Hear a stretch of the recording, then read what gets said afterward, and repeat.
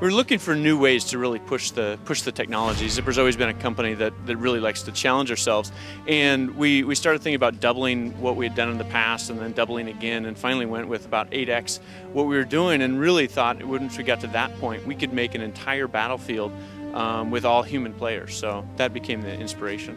What we really wanted to do was be able to create a massive scale game with the same visual quality as a smaller game.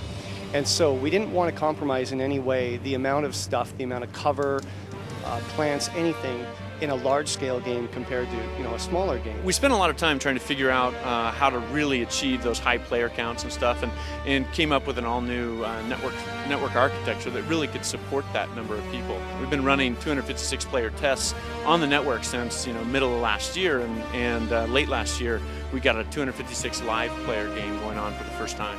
Once we had refined our streaming system, it's kind of an adaptive approach.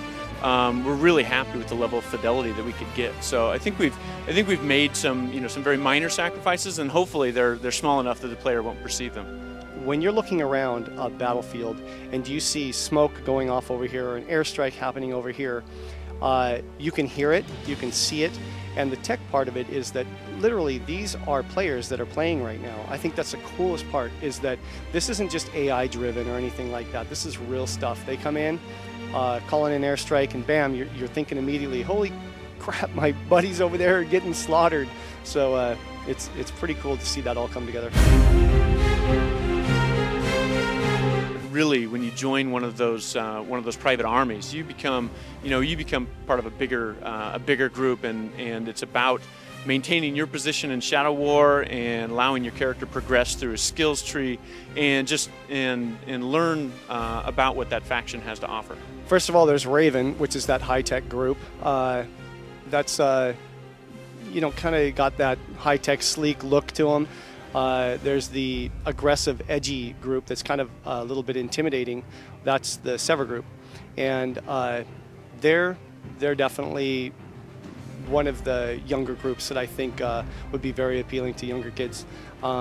There's also the group that we announced today is the Valor group, and that's kind of your traditional military style group that we've given a little bit of Hollywood badass look to by ripping off the sleeves and showing the guns a bit. We have to keep it balanced, so it's not going to be completely different by picking one of them, but I think the visual style is something that somebody new to the game would want to come in and just play that style because they're attracted to it and they like playing it. The Shadow War really provides the layer of persistence in MAG that really drives players to come back again and see how their private army is doing in the overall battle. Gives them the ability to make progression through ranks, so they can meet people, and there's somewhat of a social aspect there.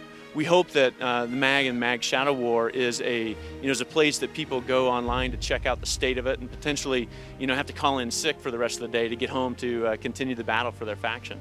No matter what game you like, I would say this game is for everybody, and I think you can come in, you can do it strategically, you can do it run and gun. That's kind of the way I play, and it's fun no matter what you do. It's a game for everybody. I think we've made great strides in our networking technology to make sure that everybody's got a great online experience. And after all, MAG is a first-person shooter that we hope that everybody gravitates towards.